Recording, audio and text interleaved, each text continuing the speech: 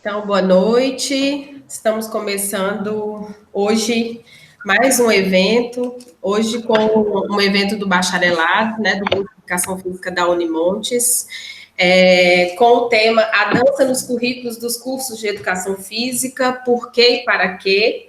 E temos o prazer, eu e Beto, né, a dupla dinâmica que ficou responsável por esse bloco, por esse eixo temático, e nós temos o prazer, o privilégio, a honra, com todo carinho, de receber aqui hoje Elisângela Chaves, que para nós é Elis, né? Já foi nossa, viu, gente? Ela já foi nossa. A gente perdeu ela para o UFMG. Mas no coração ela continua igual. Continua a mesma coisa. Só perdeu, só o curso que perdeu, mas a gente não perdeu, não.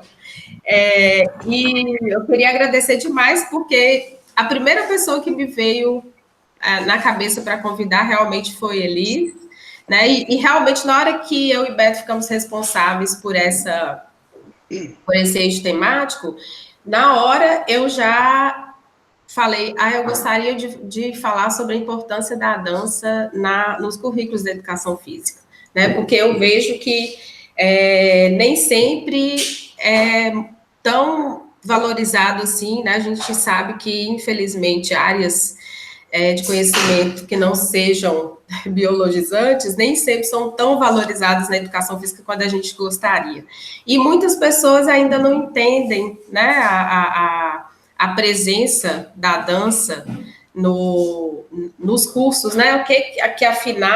Por que afinal a dança está presente nos currículos dos cursos de educação física? Então, eu pensei nesse tema de primeira e pensei em convidar a Elis, não só porque ela é uma referência para mim, né? Mas é porque também eu sei da competência que ela tem para falar desse tema, né? Elisângela hoje é professora do curso de Educação Física na área de dança da UFMG, e ela tem uma dissertação de mestrado e também a tese de doutorado dela, né, defendidas na FAI, na Faculdade de Educação da UFMG, e Elisângela tem discutido já há bastante tempo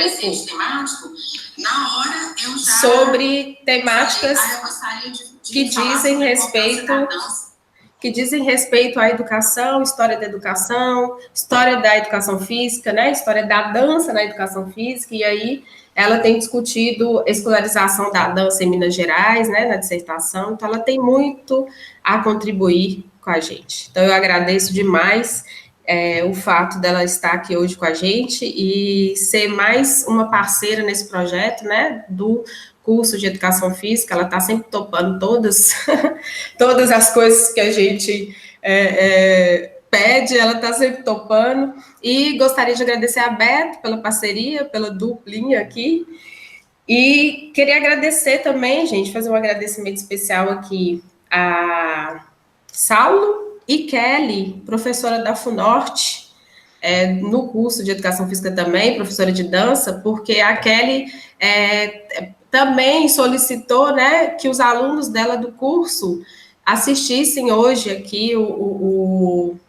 a fala de Elis. Então, assim, eu agradeço imensamente a Kelly por essa parceria, por estar sempre nos prestigiando nos eventos da Unimontes, né? Hoje a gente conversou. Então, e Saulo que teve a ideia de lembrar, né, de avisar a Kelly, porque eu coloquei nas redes sociais, a gente acha, às vezes, que só de colocar nas redes sociais todo mundo está sabendo. E nem sempre todo mundo é tão conectado nas redes sociais assim. E ela não estava sabendo, então agradeço demais a Saulo por ter lembrado e a Kelly por estar presente aqui. Vou passar rapidamente a fala para a Beto, para fazer as boas-vindas, pedir para, quando Elisângela estiver falando, a outra pessoa estiver falando, deixar os microfones e a câmera desligada, para a gente não ter problema na transmissão, tá? Agora eu vou passar a fala para a Beto. Beleza. Nada, obrigado. Boa noite, viu? Boa noite, pessoal, a todos, né, que acompanham na nossa live.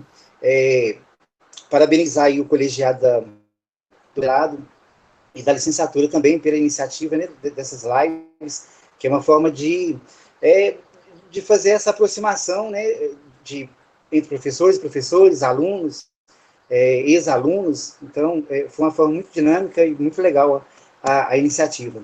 E, bom, com relação a Elisângela, Fernanda já teceu, né, todos os comentários possíveis a respeito de Elisângela. Se eu for tecer elogios aqui para ela, eu vou estar repetindo boa parte da fala dela, mas, assim, para mim, para nós, né, Fernanda, é uma honra muito grande mesmo estar recebendo Elisângela. Só fazendo uma correção, Nanda, você disse que ela foi, que não é nossa mais, mas ela é nossa, sim, viu? Ela é nossa, com certeza. Então, Elisângela, seja muito bem-vinda. A gente recebe de braço aberto, de coração aberto, e a gente tem certeza, né, que a sua participação vai engrandecer muito essa discussão nossa aqui da educação física, da dança na escola. Desculpa, a dança na educação física. Só lembrando, rapidamente, que Elis vai ter o momento de fala dela, de apresentação, né, entre 30 minutos e 40, e depois Beto vai fazer comentários, né, sobre a fala de Elis, ou sobre algum outro apontamento que ele quiser, e depois eu vou abrir para discussão. Então, quem quiser, já vai colocando questionamentos no decorrer da fala de Elis, no chat, que a gente vai ficar esperto aqui para poder ir anotando as perguntas para depois a gente abrir para o debate, tá bom? Obrigada, e Elis, a fala está com você. Ai, que coisa boa. Gente, boa noite a todas e a todos. Esse povo me emociona. Antes de eu começar, eu tenho que concentrar de novo aqui, né? Mas me apresentando muito rapidamente, né? Elisângela Chaves, Fernanda já citou. Atualmente eu sou professora no curso de Educação Física, que aqui na UFMG funciona na Escola de Educação Física, Fisioterapia e Terapia Ocupacional. Mas fui professora na Unimontes, onde eu me constituí professora universitária, onde eu tive a oportunidade de cursar meu mestrado, meu doutorado, ter inúmeras experiências profissionais com o Grupo Compassos, grupo de dança, com a gestão, na extensão, no curso de Educação Física, e onde, sem sombra de dúvida, eu deixei muitos afetos, e a minha estada aqui hoje, é lógico que ela tem um vínculo profissional, mas é inevitável ela ter um vínculo afetivo com essas pessoas, até porque nós não só somos companheiros de profissão, mas também somos amigos, e isso é uma das coisas mais valiosas, principalmente em tempos de pandemia. Eu acho que a gente tem que estar muito atento a valorizar e a registrar essas outras formas de relações que às vezes, né, a gente deixa meio de lado para poder focar nas objetividades da vida, né? E esse distanciamento temporário que nós vivemos, eu acho que ele está nos ajudando, inclusive, a isso, né? A nos possibilitar aproximações. Aí eu queria mandar um beijo para a Kelly, porque achei lindo, faz tanto tempo que eu não a vejo, que eu não estou com ela, e que bom que seus alunos também estão aí, e que bom ter estudantes de educação física me ouvindo, ou seja, qual a área que for, né?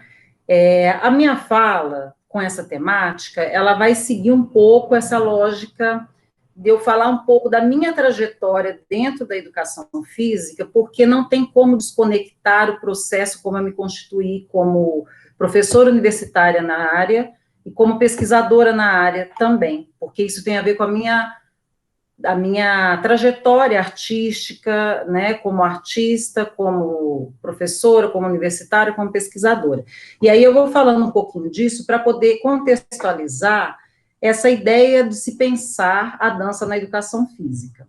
Então, de início, eu queria registrar que primeiro veio a dança, né, eu comecei a dançar com 6 anos, fiz balé clássico, jazz, e quando eu tive a oportunidade de tentar o curso superior, a mim parecia o mais fácil e próximo à educação física, porque na época nós tínhamos cursos de dança somente em Salvador e em Campinas, e eu não tinha a menor condição, nem financeira, nem familiar, de estudar fora e longe, né? Na época eu morava em Mariana, Minas Gerais, e aí eu fui fazer vestibular em Viçosa, e me graduei em Educação Física em Viçosa, né? É importante registrar isso porque esse é um movimento muito comum no Brasil dentro da formação superior, né? Atualmente nós temos uma outra realidade de cursos superiores no ensino de dança. A dança é uma área autônoma que se constitui hoje no país com cursos muito bem qualificados em todo o território nacional. Infelizmente ainda não somos muitos, mas temos bons cursos por todo o território nacional e que se dedicam a essa formação específica em dança, que é uma área independente. Mas a educação física é uma área que tem uma relação fronteiriça, né, com a dança. E isso é uma constituição histórica, que eu vou dar uma ênfase maior aqui daqui a pouco, mas não só isso, porque há diálogos possíveis e necessários, no meu entendimento, como professora no campo da educação física, que nos faz olhar para a dança numa perspectiva de valorização desse conhecimento para a constituição do profissional, do professor em educação física. Então, a temática que me foi passada, né, a dança nos currículos dos cursos de educação física, por quê e para quê, eu vou trabalhá-la inicialmente fazendo esse recorte histórico. E por que um recorte histórico? Porque há uma perspectiva que não é só factual, ela é processual, né? Há um processo histórico potente e significativo, tanto para a constituição do professor de educação física e profissional de educação física, quanto para os próprios cursos independentes de formação em dança, tá? Antes de eu iniciar a fala mais pontualmente, agradecer muitíssimo ao Unimontes, eu tenho muito apreço, muito carinho por essa instituição. As pessoas falam assim, eu não saí daí fugida, por isso que eu volto sempre. Com muito prazer, tá, gente? E aí, na Unimontes, eu tive a maior possibilidade de formação artística até hoje na minha vida, que foi criar o Grupo Compassos, que Fernanda fez parte comigo, Janice, Carlos Rogério, todos dançaram nesse grupo, constituíram esse grupo comigo, e nós fizemos muitas coisas interessantes que foram, sem sombra de dúvida, meu laboratório. Mas, para além dele, academicamente, eu fui fazer um mestrado na educação, e fui buscar exatamente um pouco dessa pergunta. Como é que começa, por que a dança na escola estava dentro da educação física? Então, eu pesquisei no mestrado, na Faculdade de Educação, na linha de História da Educação, a escolarização da dança aqui em Minas Gerais, que foi uma pesquisa que se deu no princípio do século XX, onde eu trabalhei com fontes oficiais de legislação, né, os documentos, a gente tinha ali os programas de ensino, que seriam os currículos, no passado eram chamados de programas de ensino, e eu fui mapeando quando é que essa dança aparecia, né, e como é que ela aparecia.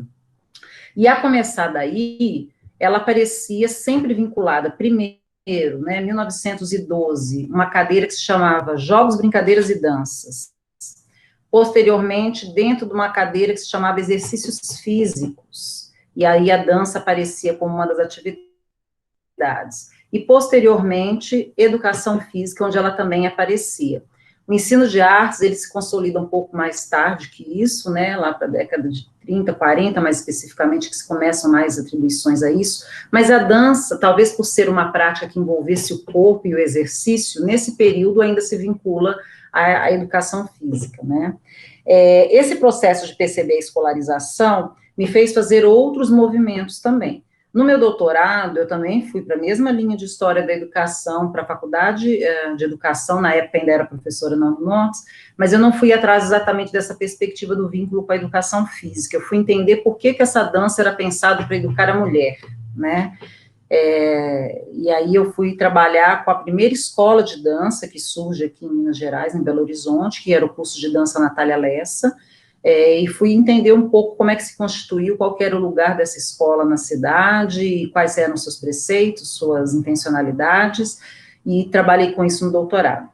Ao vir para a UFMG, nós temos que desenvolver um projeto de pesquisa durante o estágio probatório, e nesse estágio probatório eu voltei a essa temática, que era entender um pouco mais sobre o ensino da dança na educação física brasileira. E aí eu formulei um projeto de pesquisa.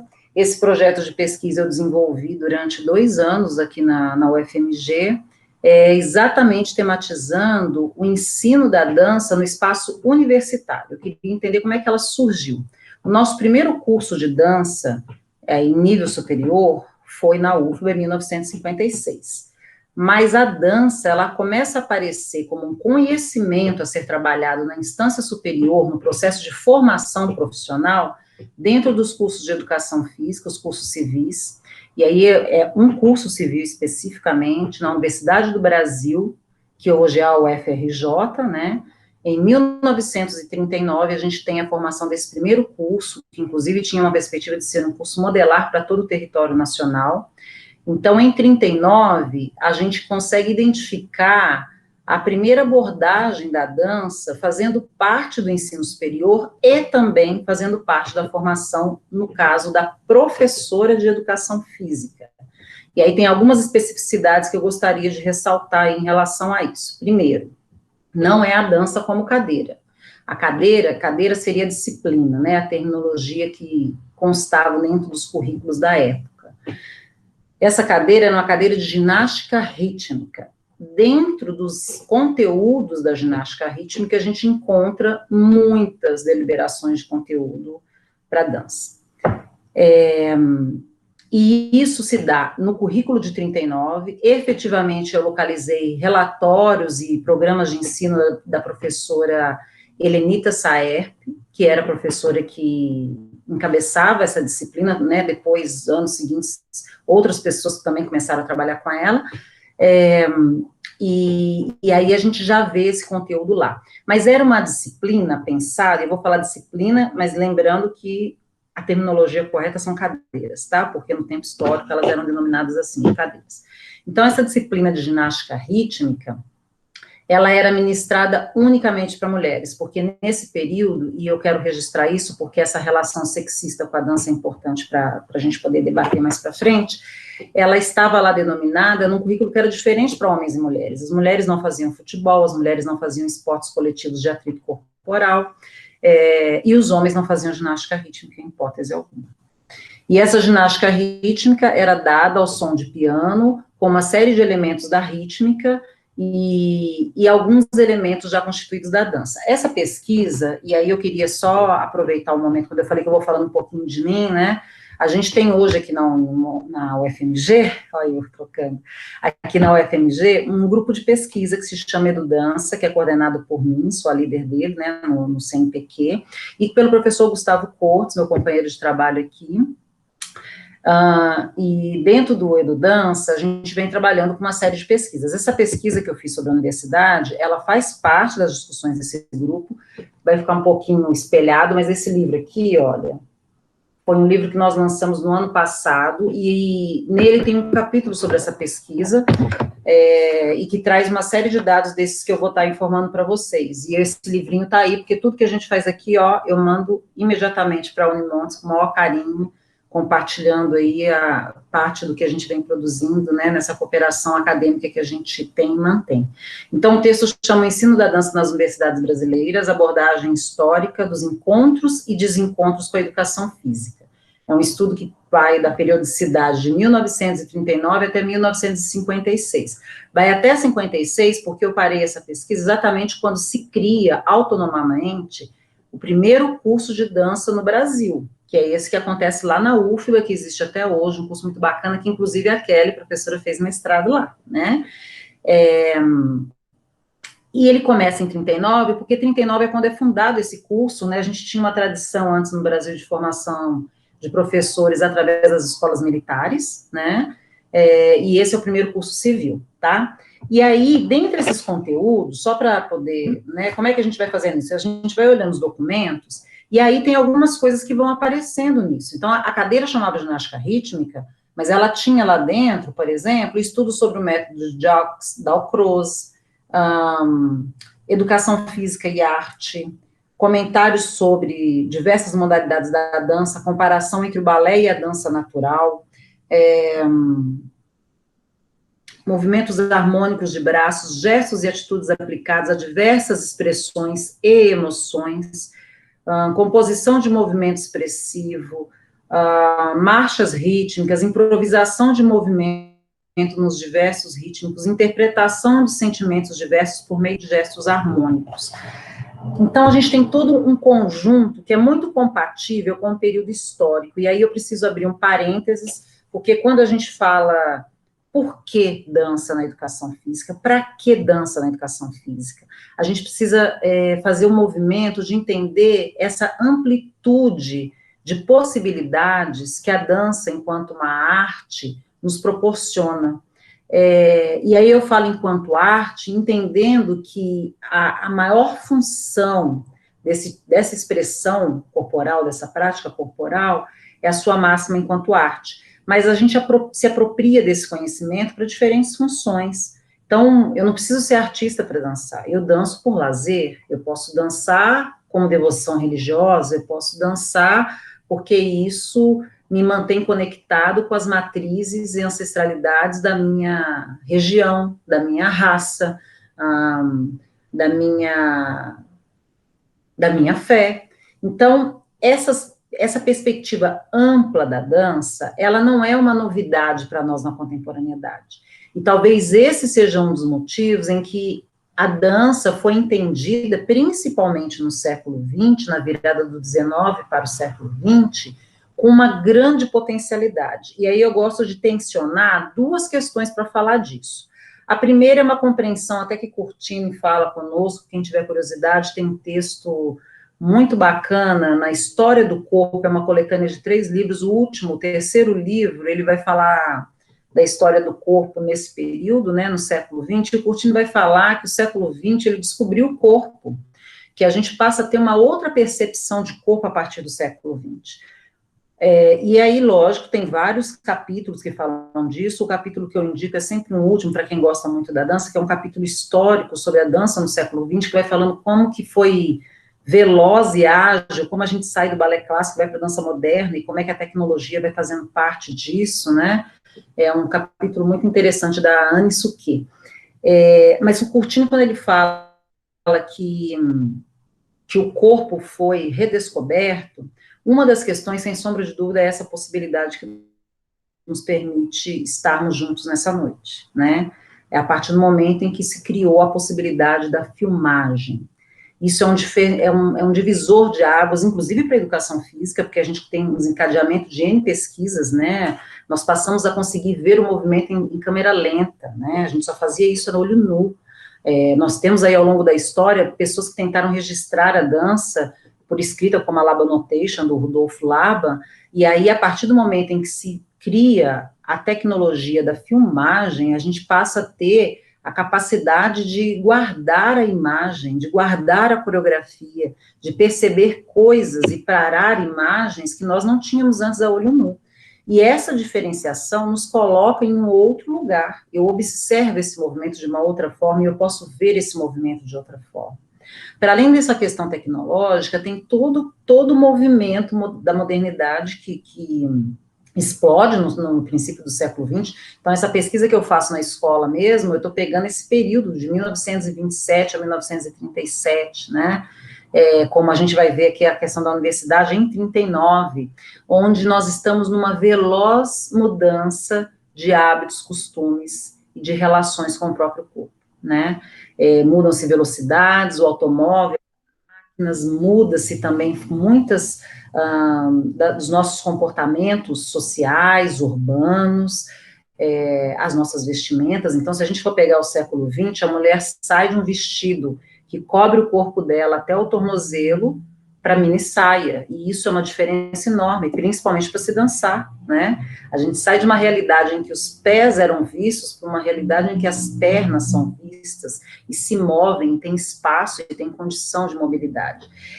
Essa centralidade, essa aceleração na educação física, período também de muito incentivo à perspectiva da própria ciência, porque nós temos também no século XX um boom, né, eu falo da tecnologia, mas não dá para a gente falar sem perceber também o avanço da ciência.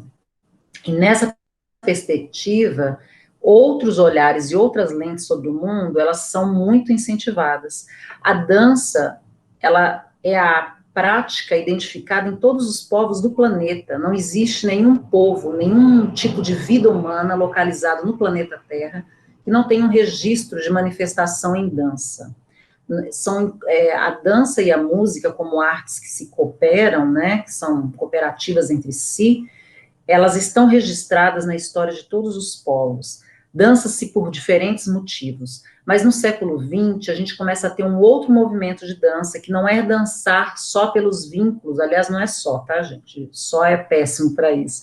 Não é dançar pelos vínculos que essas tradições religiosas, folclóricas, de manifestações culturais traziam, mas começa-se também um maior investimento, não que ele não existisse antes, né, a gente tem balé clássico do século XVII, a gente tem o povo egípcio com atividades circenses e N outras, circenses não, acrobáticas, N outras expressões em povos antigos, mas no século XX a gente tem um investimento em técnicas que fazem com que os corpos se manifestem e sejam dominadores de outras possibilidades de movimento. E isso vem muito acompanhado de um conhecimento científico, mas também de um conhecimento de transformação, principalmente pós-Primeira e Segunda Guerra, quando os artistas se dedicam de forma muito enfática a revoluções de pensamento, a revoluções de estéticas, a ruptura do balé clássico, né, em relação à dança moderna, essa ruptura que acontece, um estilo que busca uma outra linguagem, uma outra forma de fazer essa dança cênica, que é entendida como uma arte refinada e apurada no palco para ser apreciada pela plateia, que já estabelece uma relação de lazer. Essa possibilidade, ela vem pela ruptura de ideias e de pensamentos. Inclusive, como todo momento, assim como o atual que nós vivemos, com muitas contrariedades, né, com muitas rachaduras, com muitas formas separadas. Mas por que eu quero enfatizar essa importância do século XX? Porque a gente tem aí uma questão que é epistemológica. A Fê começou falando assim, a gente ainda tem uma visão muito biologicista, e é exatamente aí que eu quero tocar. A dança é um conteúdo que desde 1939, talvez ela entre como um conteúdo para nós na educação física, que se mantém até hoje, porque ela consegue epistemologicamente atender um pouco de todos esses caminhos. Nós dialogamos com a dança enquanto uma ciência biológica, não que ela o seja, mas é porque ela obviamente, ela nos proporciona isso, então eu posso me apropriar da dança como uma forma de me condicionar, de manter capacidades motoras, físicas, condicionamento, e aí eu entro numa perspectiva de uma lógica mais voltada para um eixo de ciência biológica, mas ela também me dá uma outra condição de linguagem, de comunicação, de expressão, que a gente busca boa parte desses fundamentos nas ciências da comunicação, na própria essência da arte. Ela traz uma perspectiva histórico-antropológica fundamental, porque ela nos faz buscar e compreender identidades, ancestralidades, bases, matrizes de movimento, porque ela traz historicamente e antropologicamente muito material para a nossa compreensão sobre a própria corporeidade e sobre quem somos, como nos movemos e quais são esses signos que foram criados ao longo da história.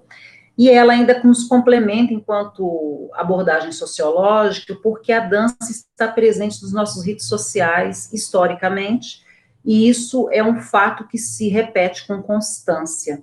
A dança faz parte dos nossos ritos de alegria, né? Para alguns povos também dos de tristeza, mas pensando na cultura brasileira, ela está dentro dessa lógica da festividade, de se juntar. E aí eu queria só puxar um parênteses para pensar, né, e para tocar um pouquinho a reflexão de todas e todos, do quanto a dança tem possibilitado as nossas alegrias e interações agora, nesse período de quarentena, né? Eu tenho uma co-orientanda de doutorado aqui, que está fazendo um trabalho sobre o Dust Dancing, que é aquele jogo de videogame de dança, né?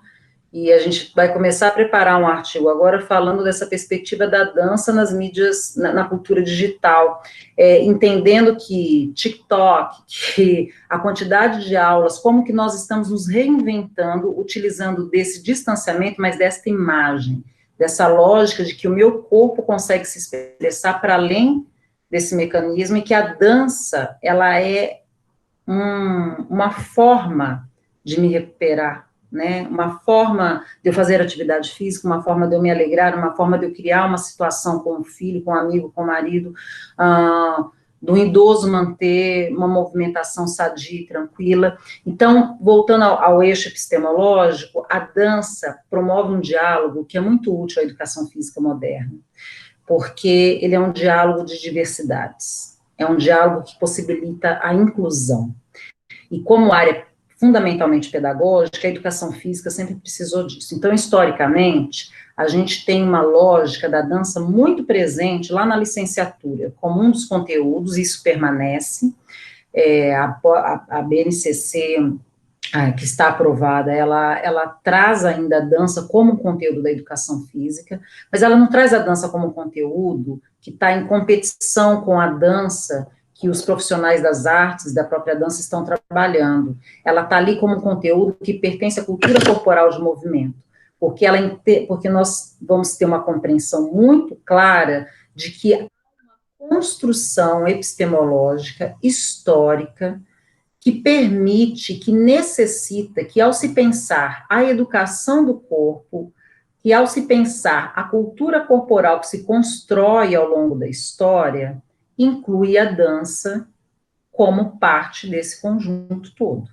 E nós, como área que está dentro da escola, pensando o corpo, não podemos negligenciar as possibilidades de práticas que vão possibilitar que o aluno, o aprendiz, se aproxime disso. E quando isso está dentro da escola, a gente entende muito essa lógica de, a educação básica fundamental exige isso. Mas e no bacharelado? Por que o bacharel de educação física precisa ter dança? A perguntinha é, por que e para quê? Né? E aí eu queria ressaltar, a partir dessa perspectiva epistemológica, 2 pontos. Primeiro, que é o da formação do professor. O que eu estou chamando de formação do professor? É aquilo que nós entendemos que depois de 4 anos de graduação, o sujeito sair, ser denominado professor ou profissional, como é a terminologia atual hoje, né, para quem faz o bacharel, o profissional de educação física, que habilidades esse sujeito precisa ter, essa professora ou esse professor precisam ter. Isso é um ponto. Então, todo currículo exige, né, um currículo é cheio de intencionalidades, relações de poder, mas ele exige que nós desenvolvamos capacidades e competências para que essa pessoa se torne um profissional. Ponto 1. O ponto 2. Que tipo de atividade esse profissional vai oferecer? O que ele promove? Então, às vezes, a gente vai ver algumas justificativas assim, mesmo professor de educação física tem que dar aula de ginástica na academia, a aula de ginástica tem música, música tem ritmo, ele tem que aprender ritmo, ele tem que aprender coordenação, ele tem que aprender alguma coisa. Isso seria uma relação mais técnica. Uma relação técnica que não é mentirosa, ela é verdadeira, né? E esses conhecimentos, apesar de eles poderem estar lá na ginástica também, eles têm uma base epistemológica na dança, né? A percepção do ritmo, a percepção da cadência ou do casamento, vou usar essa palavra, do movimento com a música, né? A percepção do espaço, a capacidade de observar o outro, né? De sentir uma música, de saber selecionar músicas de qualidade, assim por diante. Mas, para além disso, tem uma questão muito fundamental, que é essa possibilidade que vem pela veia da arte, mas não só, que é de um conteúdo que possibilita o encontro com o eu, que é uma demanda muito forte do século XX, que vem muito pela psicologia também, né, que é essa descoberta do eu sujeito, né, que muitas vezes nós precisamos lembrar que o eu compõe o nós também. No momento atual, a gente está precisando muito do nós, né, dessa relação com o outro. Mas, em fase de quarentena, fiquemos em casa, então é esse distanciamento mesmo. Então, a gente dança lá com espelho, né, dança vendo o outro no vídeo, mas a dança é um conteúdo que desperta em nós outras sensações, emoções, porque ele aglomera essas várias vertentes epistemológicas, e quando elas são bem apreendidas e são bem trabalhadas, quando eu falo ser bem trabalhada, não é metodologia específica, está muito mais ligado à sensibilidade e à inclusão das pessoas e dos diferentes corpos que nós temos na sociedade. E quando eu falo diferentes, eu estou falando do leque inteiro, das deficiências, às cores, aos gêneros, né? Essa possibilidade de classe social, essa possibilidade de integração que a dança é capaz de sensibilizar no sujeito, é que é o grande ganho que nós temos ao pensar no ensino de dança nos currículos de educação física, porque a nossa área, tradicionalmente, ela tem essa diversidade epistemológica de trabalhos, mas ela tem também um alto investimento dentro das perspectivas do esporte, e que em momento algum aqui eu estou falando mal dele, eu sou uma apreciadora do esporte, mas o esporte ele vai trabalhar com outros cânones, né? Porque a lógica do jogo competitivo, ela vai te desencadear outras perspectivas. A dança pode ser competitiva, nós temos dança esportiva, temos campeonatos N de dança, mas ela pode ser. E ela tem essa perspectiva de que eu sou um corpo dançante que dança com outros corpos. Então, esse investimento no eu, por que muitas pessoas não gostam, né? Quando a gente começa uma disciplina, sempre tem aquele que fala assim, nossa, eu só vou fazer essa disciplina porque eu sou obrigado, porque eu não faria nunca. Porque a gente tem esse ranço, e eu vou usar a palavra ranço, de pensar uma aula de dança como algo próximo ao que a gente vê com a plateia, né? Ao que a gente vê do profissional. É um movimento que tende a se distanciar de uma condição de proximidade maravilhosa. Todos os povos dançam, todos os corpos são capazes de dançar, mas a gente tem uma tendência, e isso também tem uma explicação histórica, a gente tem um processo muito forte de elitização das danças e dessa apreciação de uma técnica da cultura legitimada, como o balé clássico, por exemplo, que nos exibe corpos magros, com muita flexibilidade, com uma alta destreza e habilidade técnica, e aí quando a pessoa fala assim, eu vou fazer aula de dança, às vezes liga diretamente com aquilo e fala assim, nossa, quem sou eu? Eu não faço nada daquilo, eu sou dura, eu sou rígido, meu corpo não movimenta, eu não me solto, mas a dança não é só isso. A dança está na cultura, ela está na nossa essência, e é por isso que tantas pessoas, penso eu, no momento em que nós estamos angustiados, em parte, dentro de suas casas, sem condição de sair, ao colocar uma música e dançar livremente na sala, se sentem bem, ou tomando banho embaixo do chuveiro. Eu, hoje em dia, quando eu começo a minha disciplina aqui, de dança, que é o mesmo processo que a gente tem aí na Unimontes, tem uma dança que é obrigatória para todos os alunos, né, que é a dança 1, a dança base. Eu peço para todo mundo dançar no chuveiro, de preferência nu, sozinho, e dançar. Porque é um encontro consigo, com o seu corpo e com a sua corporeidade, que é muito necessário para nós, para a nossa compreensão de integridade, né?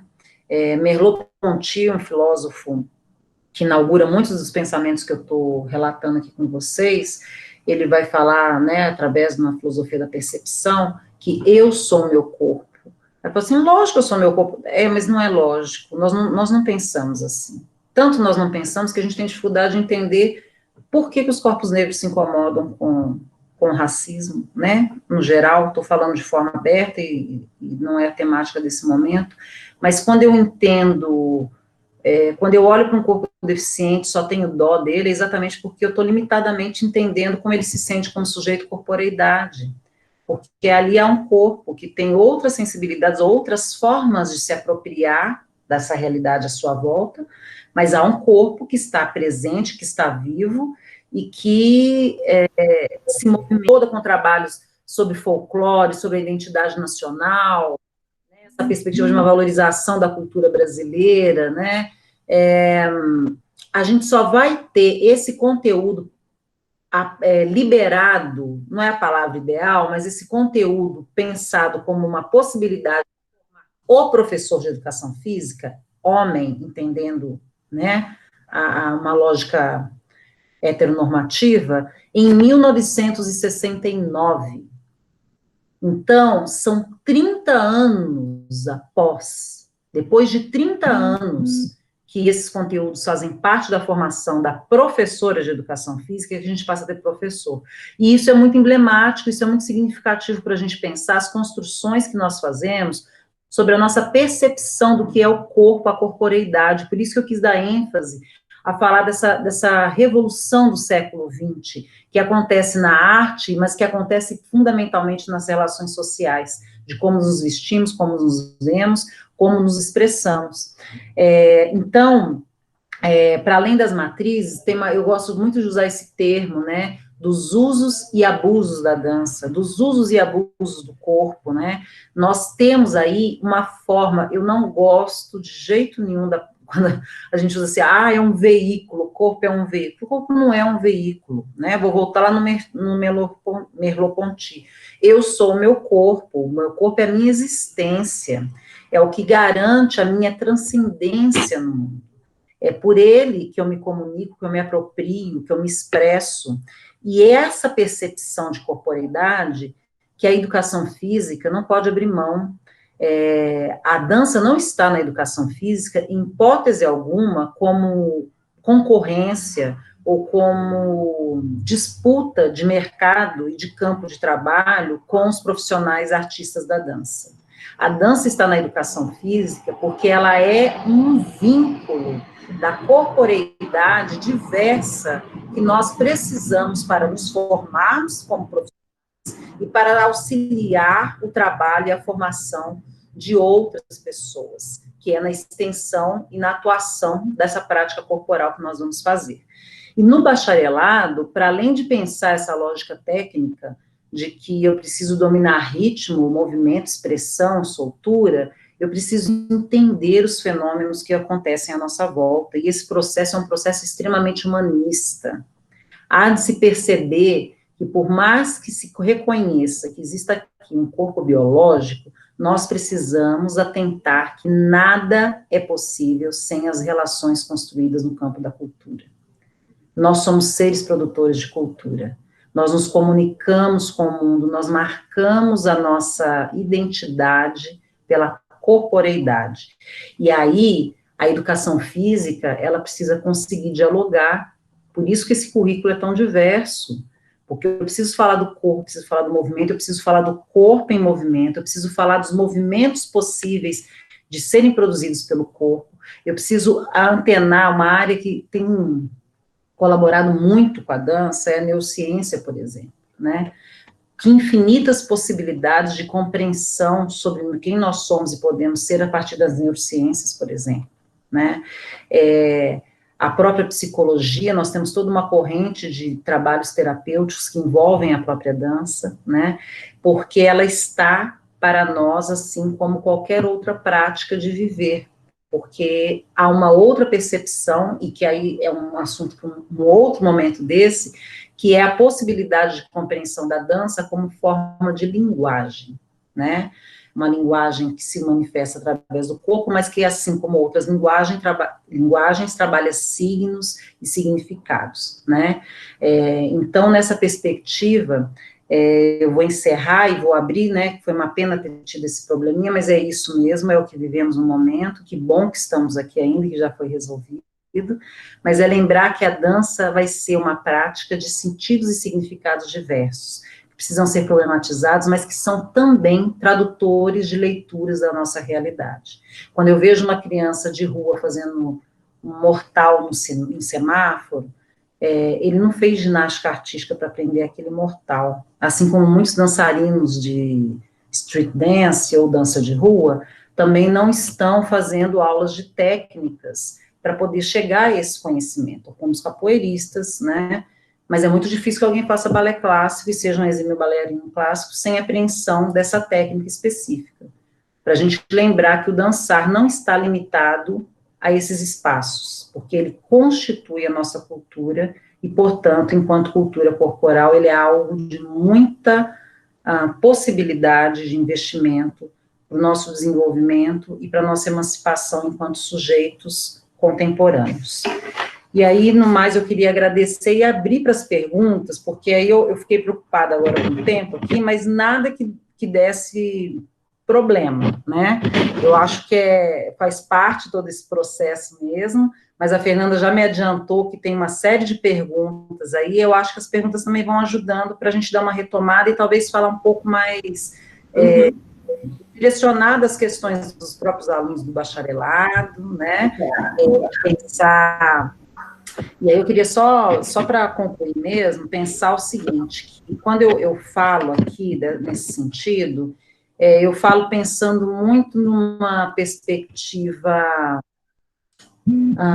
de ideários que vão se constituir na riqueza da formação acadêmica, né? Que é um discurso também que a gente está precisando investir nele, né? O ensino não se chama superior porque nós estamos acima do bem e do mal, ou acima das pessoas, ele é superior porque ele nos faz sermos melhores. É um conhecimento que vai nos possibilitar emancipações, condições de pensar, de criar e de reverberar um mundo melhor para as pessoas dentro daquilo do que nos é dada a competência pela formação profissional superior. E é por isso que as universidades existem, tem que existir, e em países como o nosso, principalmente, ela precisa ser pública, porque nós somos muitos para dar conta dessa tarefa, né? E somos muitos para dar conta, não, somos poucos para dar conta e muitos que precisam dessa tarefa, tá bom? Gente, muito obrigada, estou à disposição de vocês para as perguntas, comentários. Eu fiquei um pouco sem saber onde é que eu tinha parado com o discurso, mas eu acho que as perguntas vão ajudar, tá bom? Aí, quem que vai, Fê? Ok, obrigada, Elis. São problemas que acontecem, né, gente, com tecnologia. Como diz um aluno ali no chat, ao vivo tudo acontece. E a gente, infelizmente, não pode contar que a tecnologia também não falha, né? Se a tecnologia falha, os humanos também falham, e aí, só para eu não esquecer, eu gostaria de dizer aqui da ajuda da acadêmica do bacharelado e ESA, porque sem ela a gente estaria perdido.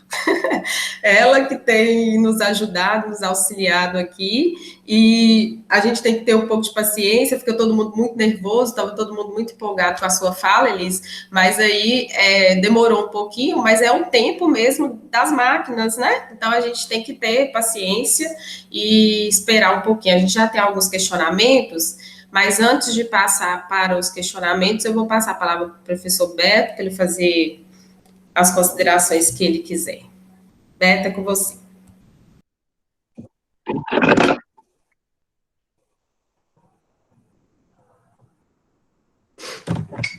Beto, agora Beto que caiu. Não, abriu o microfone. Voltou. Então é que pode ter imagem, pode, né? Então, Nanda, talvez se colocasse as perguntas na sequência aí fosse melhor. O que você acha? Tá ok, para a gente não perder o fio da meada, né? Senão vai ficar muito quebrado. Tá bom. Então, eu vou começar falando do chat, viu, Elis? Que no chat bombou de declarações de amor.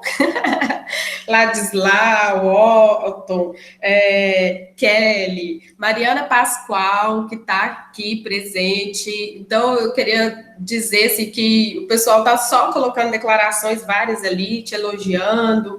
Um aluno, Leonardo, falando do EduDança, que ama o EduDança. Então, só declarações de amor.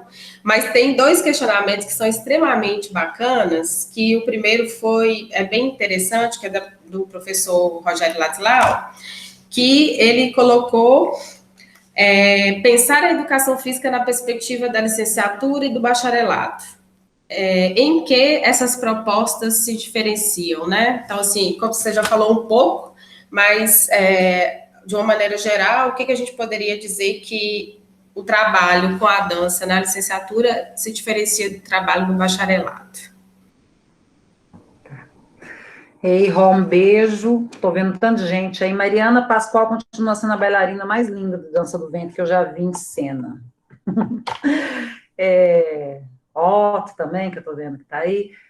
Ró, para mim, é uma perspectiva muito relacionada a uma aplicabilidade. Entenda a aplicabilidade não na lógica, eu tenho um receituário que eu vou aprender quando eu faço licenciatura e eu tenho outro no bacharelado. Não é isso. Mas é porque a gente tem um compromisso hoje dentro da licenciatura, que é de pensar que essa disciplina para um aluno da licenciatura, ela não só tem que promover aquilo que eu falei sobre um investimento no sujeito professor e a sua corporeidade, mas também na capacidade do sujeito professor de organizar esses conteúdos, organizar metodologias para que ele possa desenvolver esse conteúdo dentro do ensino fundamental e médio, né? Porque é uma proposta, principalmente agora que a gente vai ter essa mudança, né? Vivendo essa mudança para a BNCC, que é uma base, não é mais um parâmetro, é uma base. Ele tem essa questão de saber lidar com esse conteúdo. Na formação do bacharelado, ele não vai fazer a dança para ele sair como um dançarino, e muito menos para dar aulas de dança em academia, a menos que ele tenha uma habilidade mais ampla que isso, ou que ele trabalhe nesse viés de práticas muito fronteiriças, como a gente tem hoje a zumba, como a gente está tendo aí uma série de dança fitness, né, que muitos profissionais de educação física que tenham condições de habilidade corporal mesmo, porque são aulas que são pautadas pelo modelo, né, então o professor executa para que o aluno copie, é uma relação diferente do ensino de técnicas em dança, que ele possa fazer, ou como também trabalhos de outras perspectivas, como das próprias danças folclóricas, as danças de matrizes culturais, que podem estar infinitamente aí em espaços de atuação do profissional como campo do lazer. Para mim, a grande diferença é que esse leque, ele tende a ser um pouco mais aberto, até eu acho, para o bacharelado, no sentido de que ele tem públicos muito diversos, trabalhos com terceira idade, né, clubes, colônias de férias, etc., mas ele vai diferir no sentido de que eu não tenho uma organização, como acontece hoje para a licenciatura, por ter já pré-estabelecido conteúdos e abordagens necessárias à formação e desenvolvimento de crianças e jovens na escola, né? O bacharelado é uma área que vai estar dialogando com outras questões, que aí vem um pontinho que eu até coloquei aqui da criticidade, que é da gente se entender como corpo sujeito e entender os fenômenos que acontecem à nossa volta, como a coisificação do corpo, por exemplo. O que eu estou chamando de coisificação, né? Essa visão desumanizada de que o corpo é um reprodutor e uma expressão mercadológica ventável, né? E que talvez seja a que a gente mais dialoga, né? Comerciais, propagandas, a gente tem aí uma infinidade de possibilidades de crítica e que perceber e se apropriar dos conhecimentos da dança nessa vertente que eu falei humanizadora, né, que traz o sensível e a percepção de que isso não é uma capa, não é um objeto, mas isso sou eu e a minha própria essência, é algo a se considerar, inclusive, por uma perspectiva muito agressiva que a gente vive na contemporaneidade, que é o excessivo modelo, né? O que eu estou chamando de excessivo modelo? Essa quantidade de informações e de possibilidades de você se transformar em outra coisa, porque tem um padrão ou um modelo X em determinada idade, em determinado local, e essas questões no bacharel, elas são muito fortes, principalmente para quem trabalha na área de fitness, né? É lógico que é ótimo eu ter um corpo definido, desenvolvido, mas é óbvio que não são todos os corpos que têm condição de serem assim, né? Então, quando eu falo da dança como uma área que permite a inclusão de todos os corpos, eu penso também nessa dança que, criticamente, politicamente, ela dialoga com as diferenças, né? Dialoga e critica também as imposições de formas e modelos. Principalmente para as mulheres, eu acho que cada vez mais a gente vem passando por uma série de insistências e possibilidades de reorganização do corpo que não necessariamente são necessárias para nós, mas que muitas vezes o próprio mercado, e aí eu vou falar de uma forma muito genérica, mas que esse ideário contemporâneo, muito vinculado a um dar a ver a alguém, né, de aprovação, vem sendo colocado, né. É uma das minhas esperanças um pouquinho com a pandemia também, que algumas pessoas comecem a perceber que nem tanto, né. A gente pode ser o que a gente é, da cor que for, do formato, é importante a gente estar bem, a gente ter saúde, a gente ter consciência, conhecer a si próprio, né, acreditar na sua capacidade criativa, né, compreender-se como sujeito no mundo, respeitar a sua ancestralidade, respeitar as diferenças à sua volta, e eu acho que não é que a dança seja milagrosa, é porque a dança é uma das possibilidades que, historicamente, vem nas diferentes sociedades mostrando que isso existe, né, e é bacana a gente perceber isso, por exemplo, com a diversidade de estilos de dança que a gente tem, né, a gente perceber como que as danças mudam, né, qualquer trabalhinho de dança que vai falar assim, ó, vamos fazer os ritmos, os estilos de dança social, que são essas que todo mundo dança nas festas, como é que isso foi mudando, né? Se a gente pega uma senhora muito idosa, ela olha para o funk e vai falar assim, nossa, que dança horrorosa, né? Porque para ela está ainda numa outra corporeidade, uma outra forma, porque o corpo dela, um corpo de 80 anos atrás, ele não tem condição de se expressar por aquele tipo de movimento, que hoje é muito natural e muito identitário para um jovem, né? Então, aquilo que já foi, e isso, gente, é uma percepção de uma construção antropológica e social muito diferente. Se tiver ex-aluno meu aí, que vai falar assim, Elisângela está aprovando funk totalmente. Não é uma questão de aprovação, é uma questão de reconhecimento, de que nós socialmente mudamos e, da mesma forma, nos expressamos para gerar mudanças e nos expressamos para nos adaptar às mudanças. E a dança é, sem sombra de dúvida, um significante disso, né? Ela nos dá um outro lugar de diálogo pela corporeidade do corpo, né? Pelo corpo em movimento, que se traduz nessa corporeidade, independente das músicas, né? Nós fazemos isso com as roupas, mas nós fazemos isso fundamentalmente com as danças também, né? Não sei se... Aí o Rob me fala se eu te entendi. Ele já falou aqui no chat que era perfeito, que era isso que ele queria ouvir você dizer para a galera. Mas é uma coisa... Então, pronto.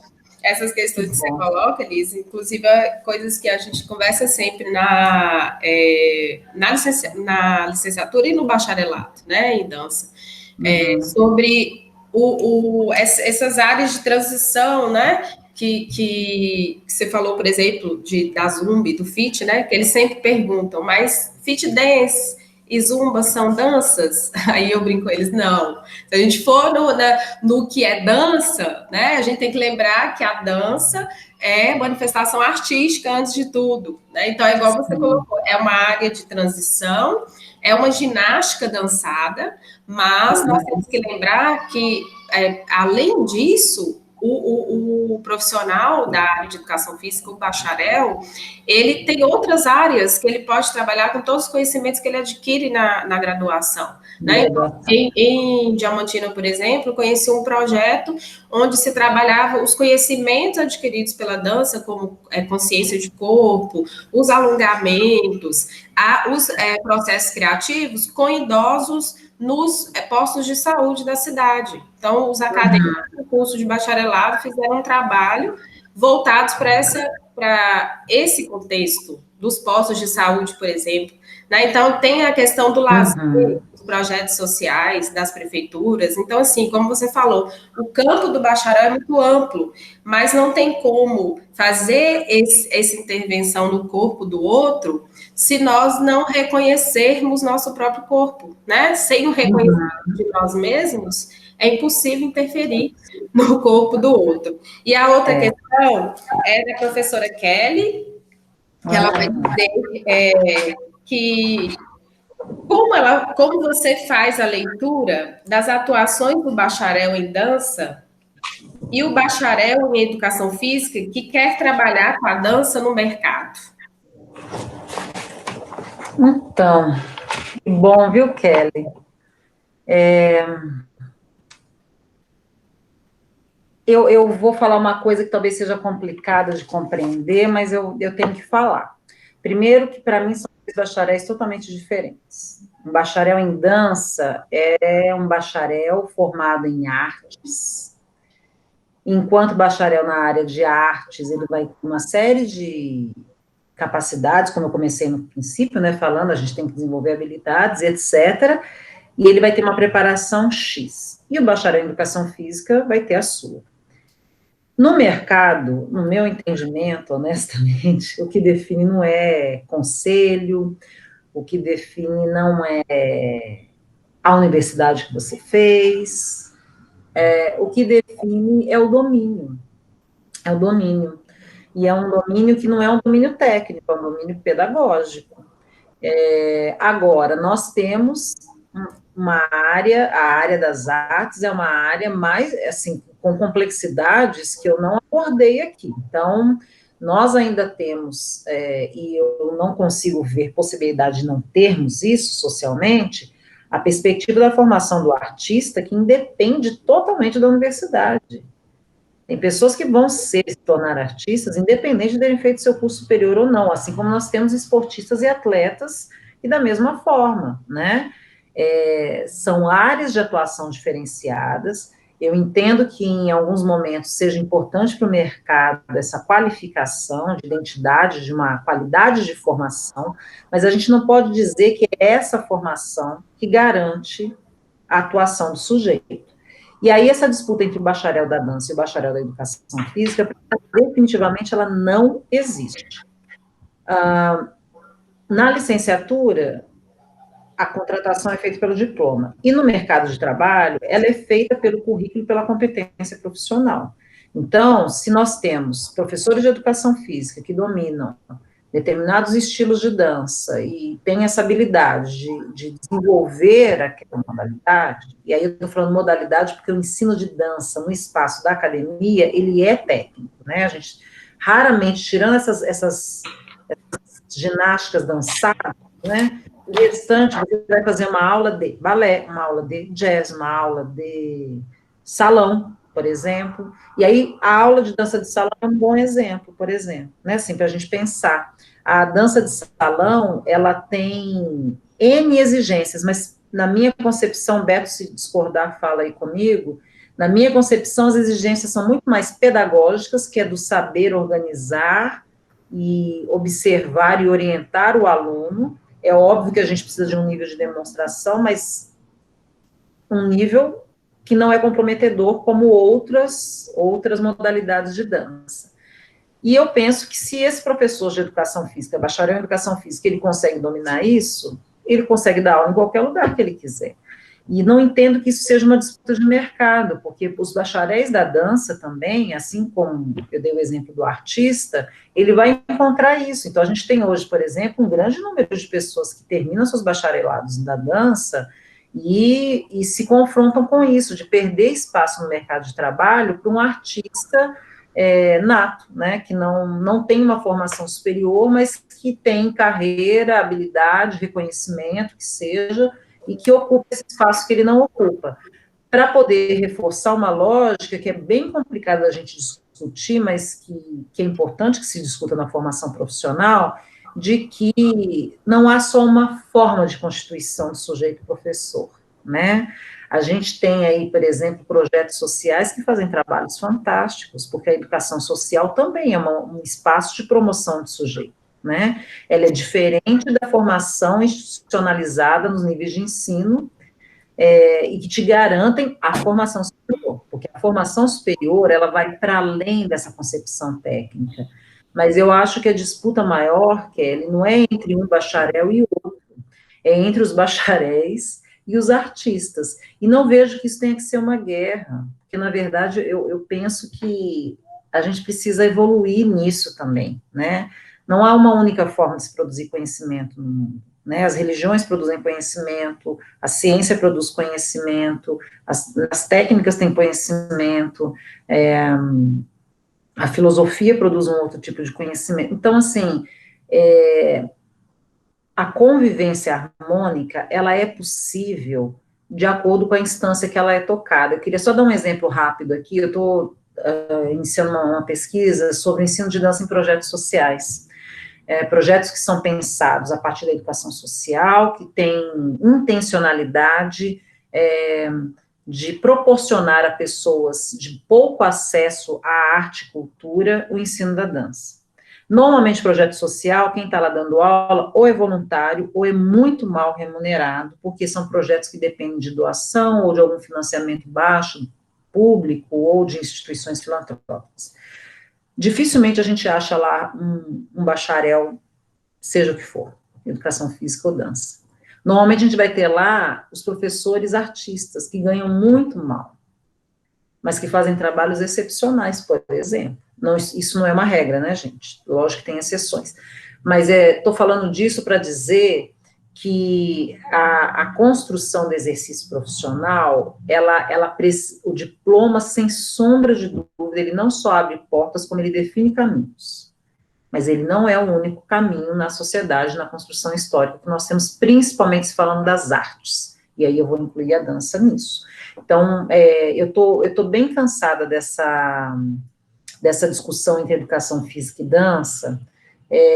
Acho que uma que eu superei isso também, sabe, é uma coisa que não me preocupa mais, mas não me preocupa não é porque eu desconsidere uma outra, é porque eu entendo que o conhecimento, ele é público, eu convivo com bailarinos maravilhosos formados em letras. Eu dei aula no mês passado para um menino na veterinária, um bailarino fantástico, e dá aula, mas ele vai ser veterinário. Eu acho que a gente tem possibilidade de transitar, e acho que o mais importante nesse processo é realmente se tornar bacharel, sabe? Não é um técnico reprodutor, é alguém que tem capacidade, perspicácia, criticidade, criatividade, de olhar e produzir dali algo muito significativo. No bacharelado me preocupa poucas disciplinas que abordem os conhecimentos, mas me preocupa porque eu acho que a gente pode investir mais nisso, sabe, assim, não para invadir o mercado da dança, para qualificar melhor as atuações do professor de educação física. Então, vejo isso claramente em projetos de terceira idade, vejo isso claramente em trabalhos com pessoas com deficiências físicas e mentais, vejo isso claramente com trabalhos de reabilitação, em trabalhos com o campo do lazer, fundamentalmente, né, em que a prática profissional tem uma relação direta com a vivência do lazer, e vejo nitidamente como que profissionais dessas duas áreas, quando estão dispostos, se relacionam e produzem maravilhosamente bem em integração profissional. Então, eu acho que a gente precisa falar mais dos encontros do que dos desencontros, sabe? É isso que eu penso hoje nessa coisa do mercado e como é que é um bacharel ou outro. Eu acho que são áreas que precisam se encontrar. Tem gente que fala que isso é romântico, eu acho que isso é progressista. Eu também acredito. Nós vamos para a última questão, Elis, que foi feita pela professora Isabela Veciani, que ela pergunta para você qual o potencial da dança para além de ser, claro, uma manifestação artística, ser também um elemento de resistência e possibilidades de luta tão necessárias para os movimentos identitários e de representação social.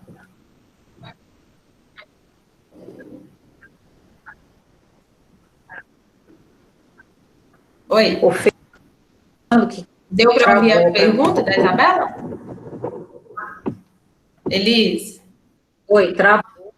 Vou repetir. Ela ouviu o final, no começo. Tá ouvindo? Oi. Isabela, professora Isabela Veciani. Quem é? Isabela, da sala de Carol Oceano. Ah, tá.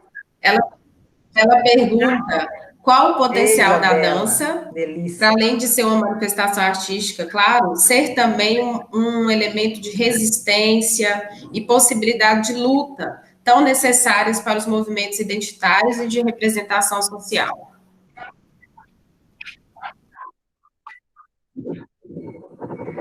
Então, Isabela já me pergunta respondendo, Isabela, que ótimo, né? Mas é isso, né? Quando eu falo da capacidade identitária, né, das matrizes culturais, elas são pontos de conexão para a nossa compreensão do que é essa corporeidade, do quanto a capacidade dessa linguagem, dessa comunicação, me faz ter elementos para que a resistência, para que a coexistência seja possível, né?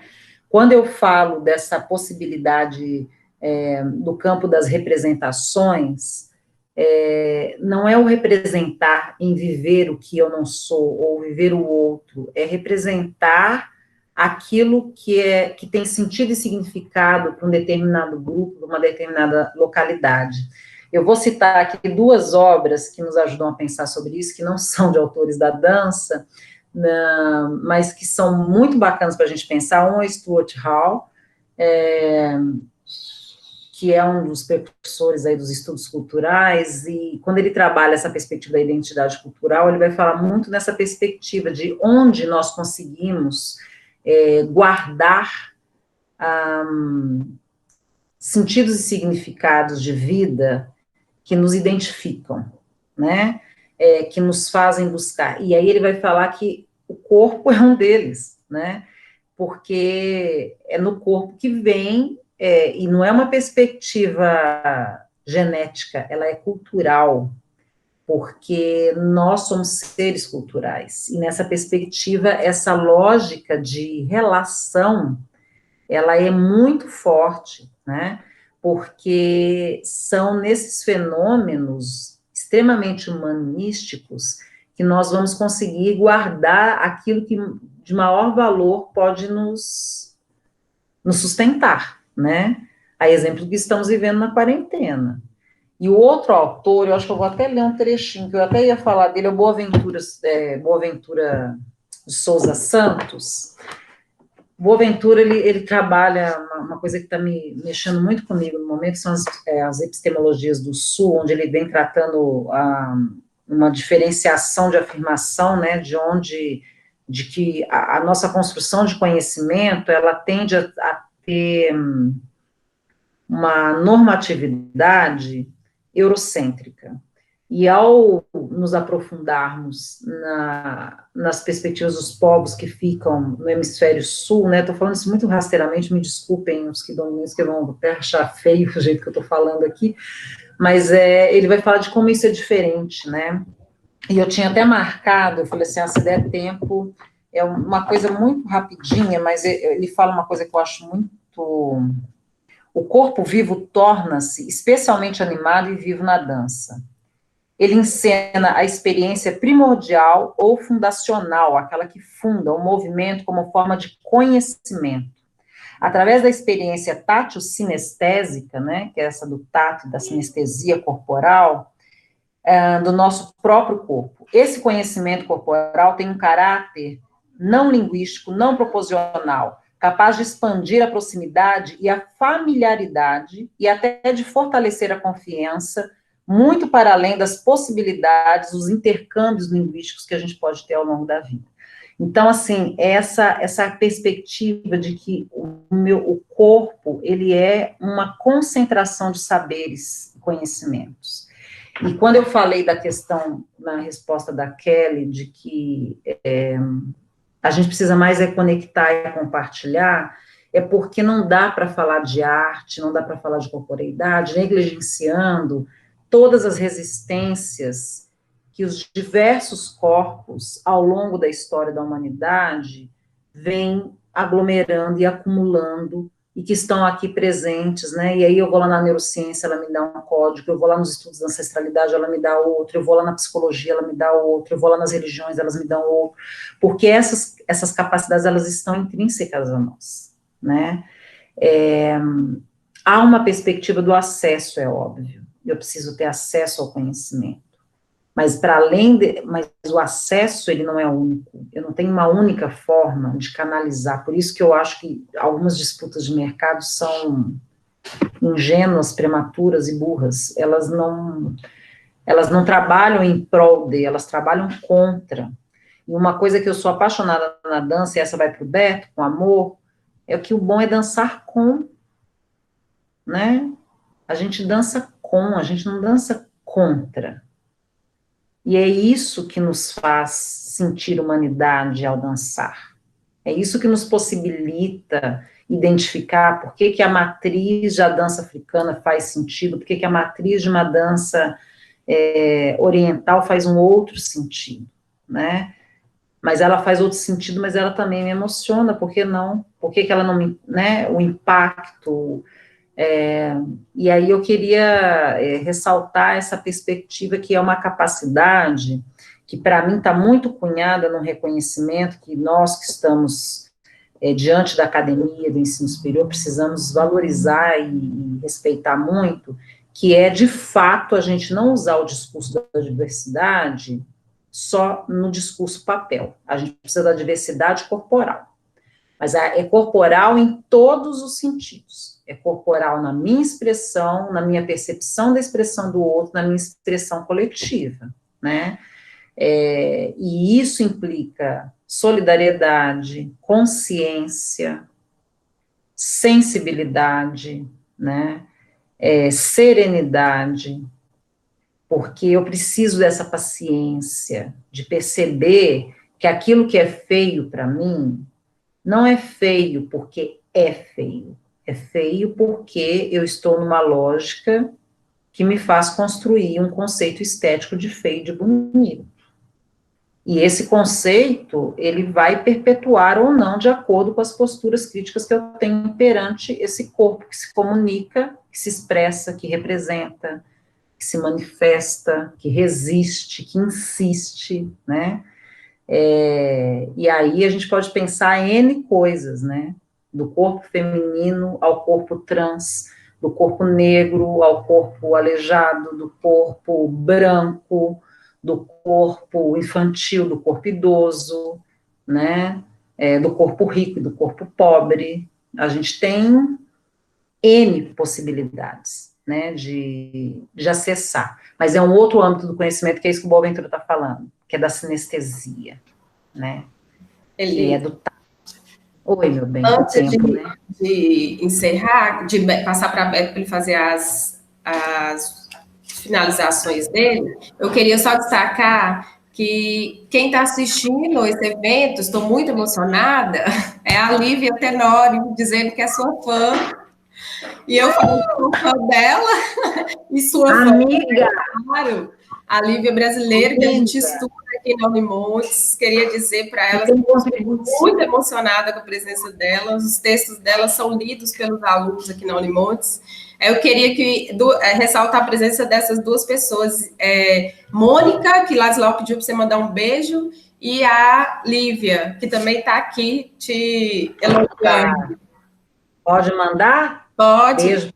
Mônica com a Mônica. Para Mônica e para Lívia. Gente, Lívia é uma das maiores referências desse país para se discutir a dança na educação física. Tem uma tese lindíssima, uma série de artigos que nós trabalhamos. Aliás, nossos alunos, os que tiverem meus aí também, já conhecem Livinha, né? Muito querida, uma pessoa muito representativa na nossa área e nesses debates. Obrigada, Lívia. Muito obrigada.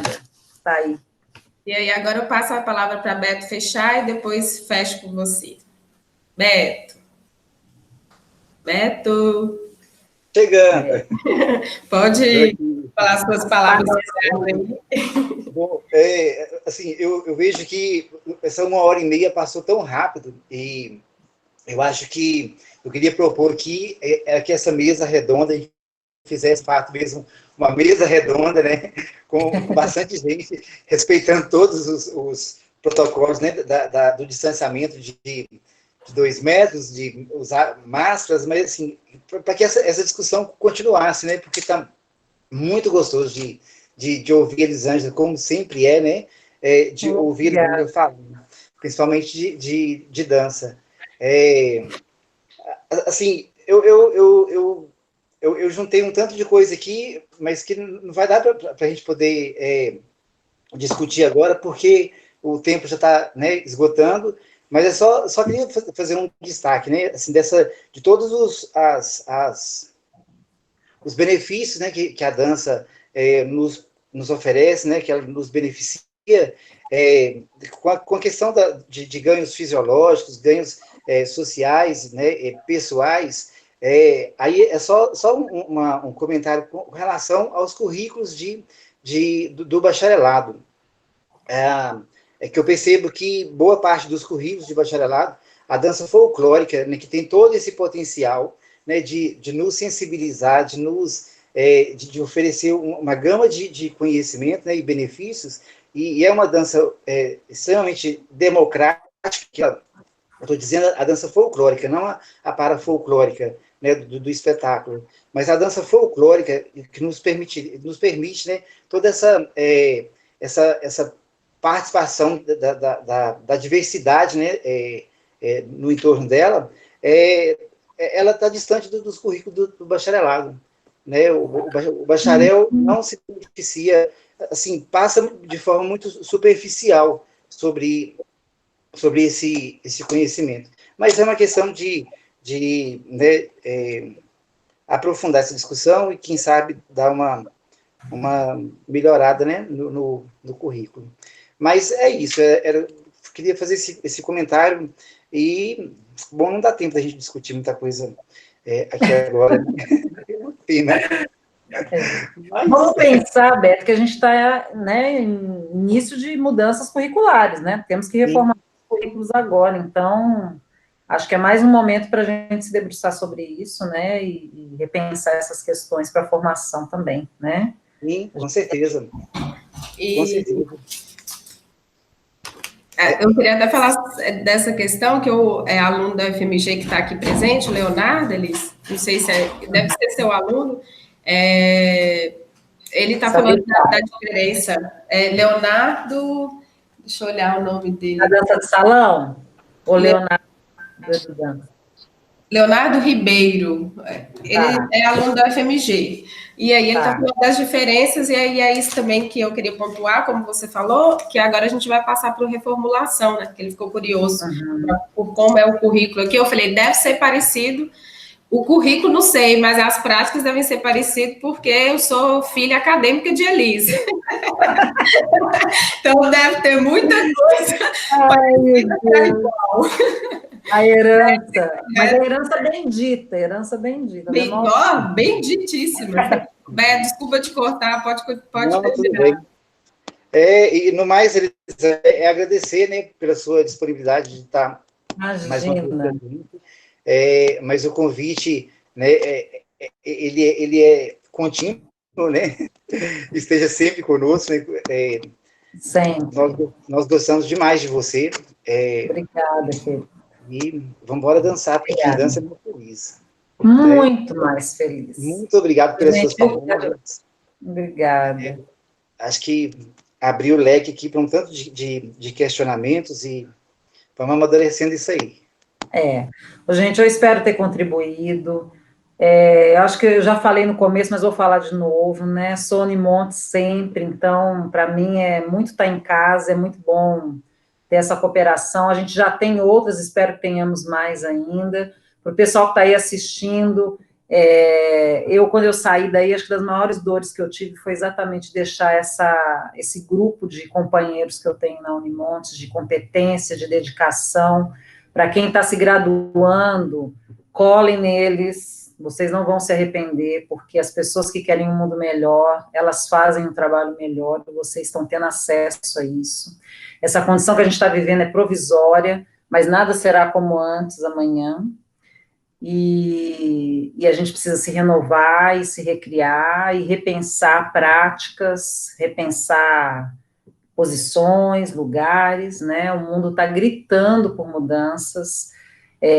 Quem dança é mais feliz mesmo, Então, pensem na dança como uma possibilidade, como ela já está se mostrando para nós, né? Uma coisa que está me encantando nesse período é de ver como as pessoas estão dançando, estão discutindo, estão criando outras formas, espetáculos, é muita vida, né? E o bem só pode ter vida assim, dançante. Não é à toa que todos os povos dançam. Gente, muito obrigada, desculpa aí se passou muito do tempo. Tá ótimo. Não tem problema, dá problema. E eu estou à disposição, quem tiver, se quiser trocar ideias, perguntas, façam contato com a Fernanda e com o Beto, que eu estou à disposição. Tá bom? Foi um prazer enorme, muito obrigada. Obrigada a você. Eu vou fechar aqui rapidamente, gente, que eu sei que estendeu, mas não foi culpa nossa que deu um probleminha tecnológico, mas é só ressaltar de novo, Elis, que Valdinei está te mandando um super beijo, falando que contribuiu demais, Marúcia, que está morrendo de saudade, Elis, Saulo, que entrou falando que você é sensacional, Janice, que entrou também falando que você é uma companheira da vida, de dança, de tudo. Todos os professores que estão assistindo, Ellen, falando que você contribuiu muito com sua fala.